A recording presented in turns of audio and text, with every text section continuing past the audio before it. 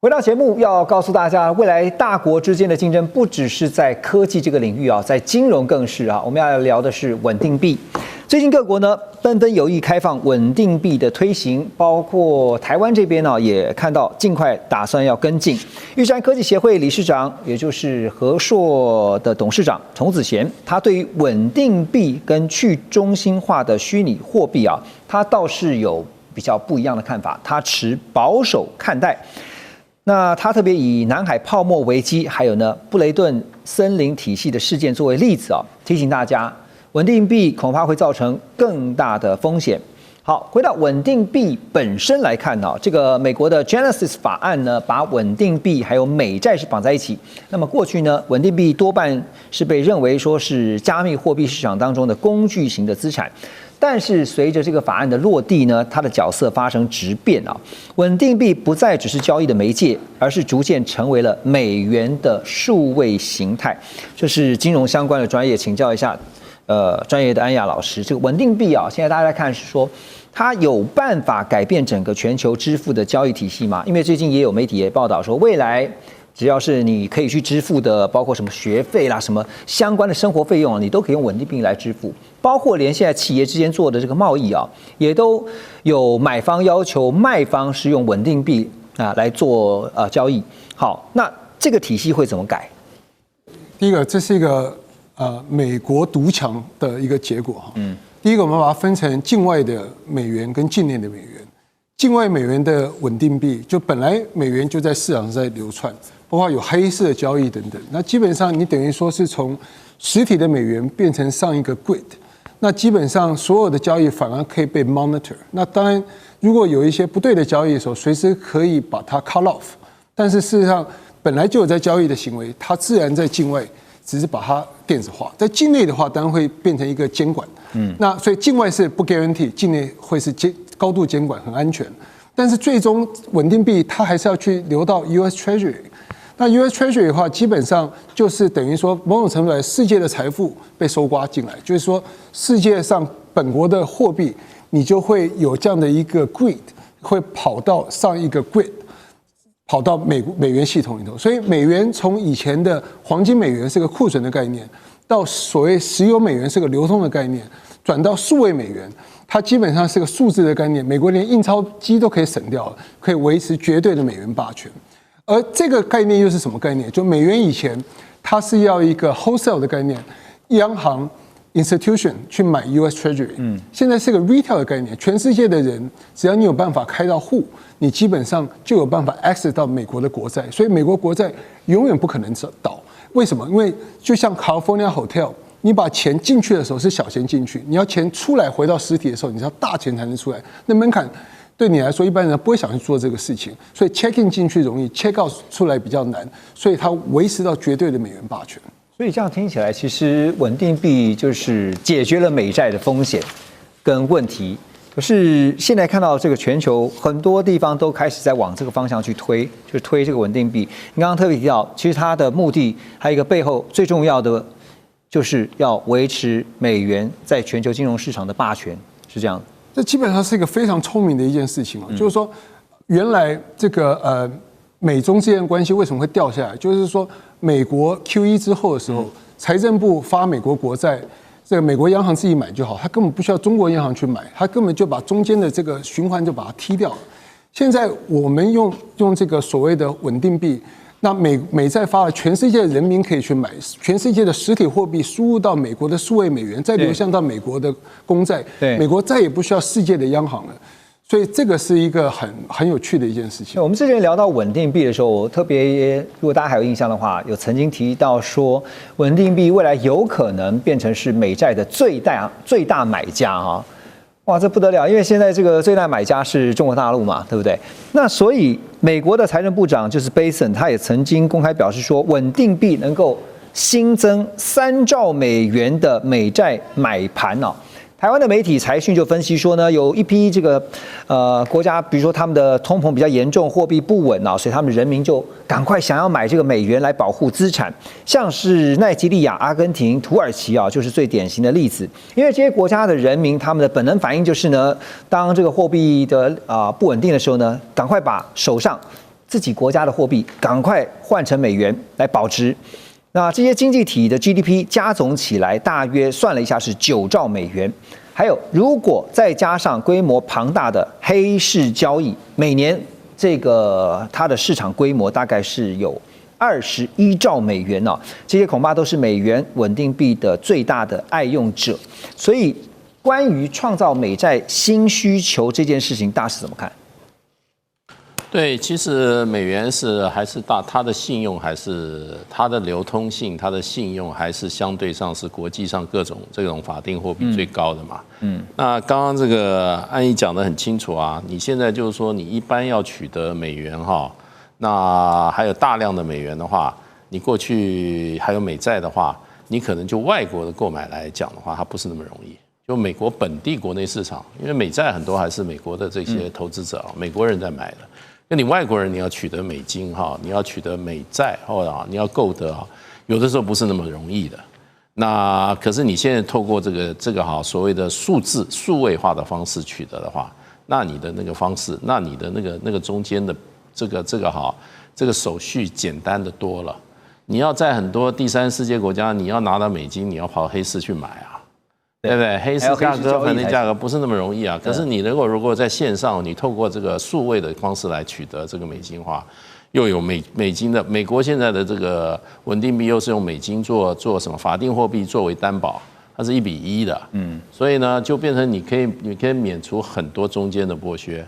黑市的剥削。所以我认为，当然就是说它的便利性强啦。那本来这些国家很多国家，它自己的政治不稳定的时候。他们这些有钱人或者想要逃难人，第一个就是要拿美金哈，对，全世界只认美金哈，不要不然就拿黄金啊，黄金的兑现率可能它流动性还没有你这些美金那么方便的，所以我觉得这个是对美国来讲是吸收这些外资哈，外国人哈，那么外国的需要的人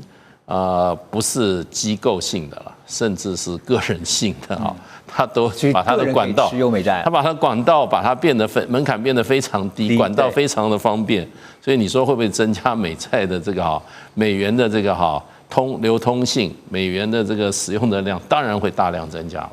所以大使刚刚点到了一个风险的问题啊，因为有机会也一定有风险啊，所以从风险这个层面角度来思考的话，安阳老师，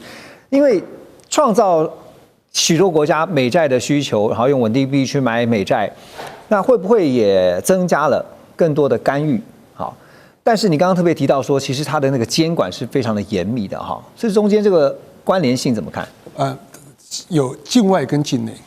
境内美国要保护美国人民，境内要高度监管。境外本来美元就有黑市在到处乱窜，有卖毒的，卖什么的东西。那今天这些本来就是用纸钞在流窜，你现在反而创造一个机会，让他们上线了以后，那随时他们还可以继续流通。可是本来是用美元的纸钞在窜来窜去，现在是上去，你看得到这些交易，随时你今天想要停止那个行为的时候，你还有非常好的手段可以停止它。所以境内跟境外不一样，但是最终即使它在流窜，如果它是维持美国国债的流通性。黑市永远存在，不会改变它。你的意思就是说，钱不管是黑的白的，反正它都是钱，对不对？它是要在市场上面流通，维持它这个货币的霸权，这是美国最想要达到的目的。我的意思是说，黑市的存在它永远会存在。那黑市变成白市，这个过程是白市决定你要多少变成白市。那在这个过程之中的时候，反而现在因为数位的手段，你还有机会不断 control 了白市，也 control 了黑市。这就是一个 money game， 一个金钱游戏的结构哈。那 Ross， 你觉得哈？因为现在当然美国不断去推稳定币，然后虽然看起来似乎是正面多于负面，可是呢，大家也在讨论是它的风险，就我们刚刚提到的。中国大陆这边呢，人民银行则是重申仍旧是坚持对虚拟货币的禁止性政策。对于这个虚拟货币，中方反而是比较持保留甚至是反对的态度啊，而且还强调会持续的打击虚拟货币相关非法的金融活动，特别就点明了就是稳定币有风险的。中国大陆的央行人民银行呢也指出呢，所谓的虚拟货币并不具有法定货币等同的法律地位，不具有法偿性，不应也不能作为货币在市场上流通使用。虚拟货币相关业务活动属于非法金融活动。所以对稳定币的态度，北京方面是希望用什么样的一个态度来互动，来看待，或者是说北京其实也希望能够打出他们自己打造的一条虚拟货币道路。目前对虚拟货币的态度是非常强硬，这个短期之内不会改变了。但是这个对虚拟货币的态度是不同对稳定币的态度一模一样。所以或许以后还是会有国内的中国大陆国内的稳定币，这个应该会有了，这个时间的问题了。很多人认为这个不管是虚拟货币或稳定币的，它本身是为了要绕传统的金融体系，包含主管机关的控管。但是中国人口那么大，其实很多人会为了方便用一个稳定币，其实是还是有透过传统的金融体系，或者还是在中国主管机关的控管监管的范围之内，很多人还是会使用了。所以如果以后中国有稳定币的话，我相信还是会，第一很多人会使用，而且很有可能是非常成功的一个付款平台。我们都知道，中国在最近10年之内，从付现换成线上付款，对不对？用各式各样的电子支付，对，电子支付了，就是中国人的接受度是又快又高了，对不对？所以如果真的有稳定币的话，我相信在中国会非常非常成功的，但是还是会在主管机关的能够监督的范围之内，所以我们这个不会放弃了。当然，中国主管机关不会放弃。所以它会有一个中国版的，就是 for 中国版未来的稳定币的自己自有的一套区块链的这样的一个 system，一个 ecosystem 生态体系。是对，而且我觉得如果他们要搞好中美关系的话，可以请川普家族来帮忙，因为他们今年也是投资各式各样的货币企业，对不对？所以可以请川普几个儿子来帮忙啊，这个川普会非常非常高兴。因为就可以赚一笔，不是吗？是不是这样的？川普一直认为赚中国的钱也是 OK 了。OK， 那我最后一个问题，就是因为刚刚提到监管，因为这个虚拟货币其实最为人诟病的，也就是特别是境外这一块的啊，境内的像包括美国内，刚刚特别提到是可以这个监管的比较严格一点，可问是境外的你管不到的话，可是如果两相比较，中美的在境外这一块的监管，应该中方确实是比美方要能够有效率的多吧？但是美国也是有所谓的 long arm， 对不对？所以其实美国很多境外的交易，美国还是在看，对不对？尤其是最近几年也有几个例子，就是虚拟货币的平台，只要有一点点有 touch 到美国啊，那美国司法单位还是会去追了。所以其实美国也是有这个概念了，以后也不会放弃了。OK， 好，等一下回到节目呢，我们就要来聊哈，因为现在世界变化的非常的快速，最近呢，大家也在检讨的是美国跟欧洲的关系是不是生变了？马上回来。2025全球局势必须关注，中美赛局牵动地缘风险，连带影响台海两岸未来。环宇全世界，关心全世界，权威分析，专业观察，客观立场。每周6日，请您准时锁定，一同关心全球大事的瞬息万变。好，持续来看的是白宫在上个礼拜发布了新版的 NSS 啊，也就是国家安全战略报告。在当中呢，就尖锐批评了欧洲政策啊。现在这个事情呢，在欧洲已经开始发酵了。川普在接受 Politico 的专访时呢，他持续上周对于这个新版国家安全战略当中的激进论调哈，他就在访问当中直接说，他说大多数欧洲国家正在腐朽，他认为呢，欧洲的移民政策简直就是一场灾难，而且呢，把矛头指向了政治正确这件事情，说就是所谓的政治正确让欧洲变得更软弱，甚至他还语出惊人的表示说，欧洲领导人当中有一些真正的笨蛋 ，real stupid ones 哈，这个用到当然川普的言论常常就是你是 stupid 啊，或是说人家是这个不可理喻啊什么的。好，那当然我们说现在在欧洲发酵了，欧盟理事会主席啊立刻反击，他说我们无法接受威胁干预欧洲政治的行为，美国无法取代欧洲公民来决定哪些政党好，哪些政党不好，美国无法取代欧洲来决定美国对言论自由的看法。意思是你美国有你自己的看法，我尊重，但请你不要伸手插到欧洲这边来，你管太多了。好，所以说现在看起来美欧的关系最近这几天大家一直在讨论，是不是真的生变了，或者变得越来越糟糕。川普对于欧洲的政策真的是面临很大幅度的调整，甚至会有一个很大的改变吗 ？Ross？ 首先，我们不得不说，川普根本不在乎这个 Costa 说什么，因为川普不知道这个人是谁。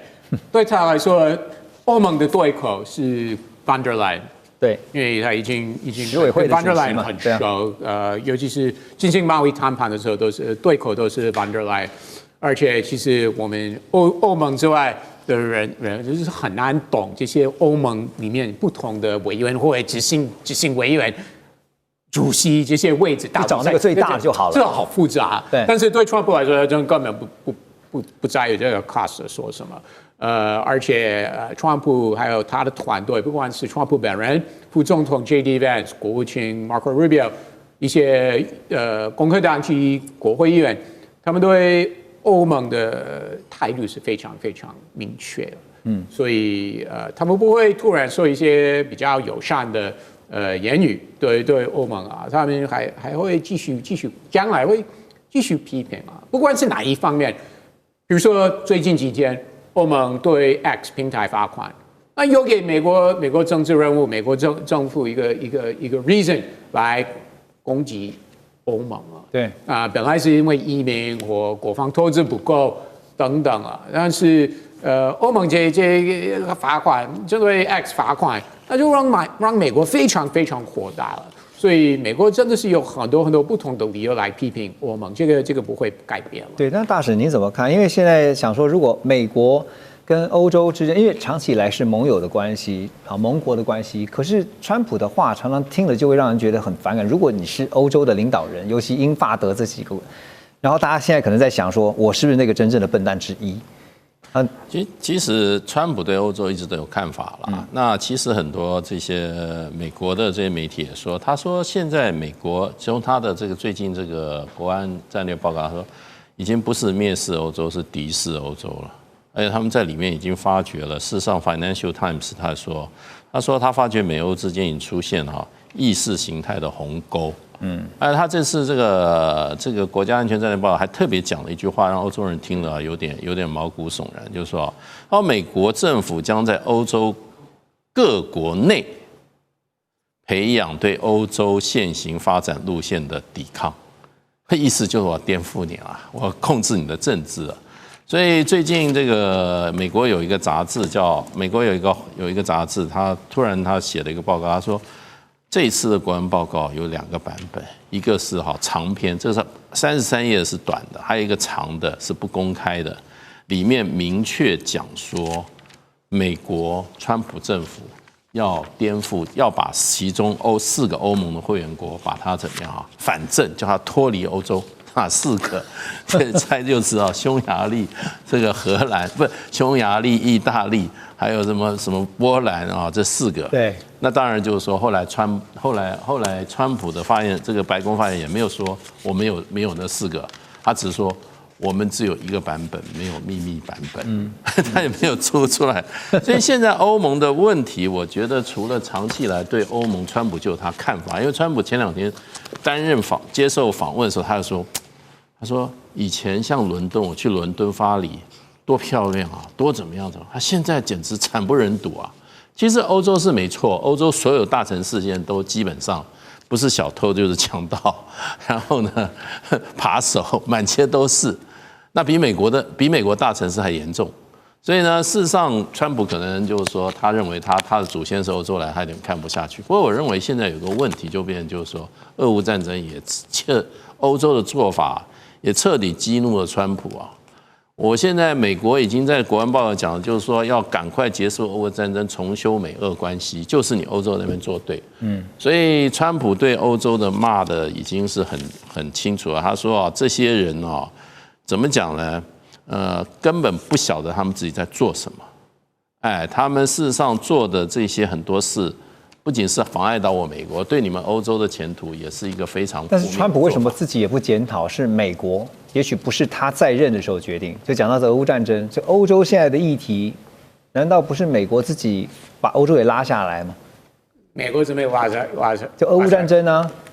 俄乌战争，川普常常说，如果我本来在有猎人成功的话，普京不会动手，对不对？川普那他就推给拜登嘛，他的前任嘛，推给拜登嘛，对，但是川普也是认为这个战争还是欧洲要负一些责任啊。虽然我们可以不同意川普这个说法，但是真的相信。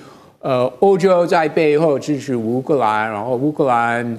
不管是在东部有推很多乌克兰化的政策，比如说语言方面、文化方面等等。那川普真的是认为这个是激怒普丁有理由动手。虽然很多人是反对川普这个思维，但是川普真的是往这个方向走，所以。他真的认为这个战争不是100%普丁要负责，他还是认为欧洲有一些责任。所以因为这个理由啊，不管欧洲说什么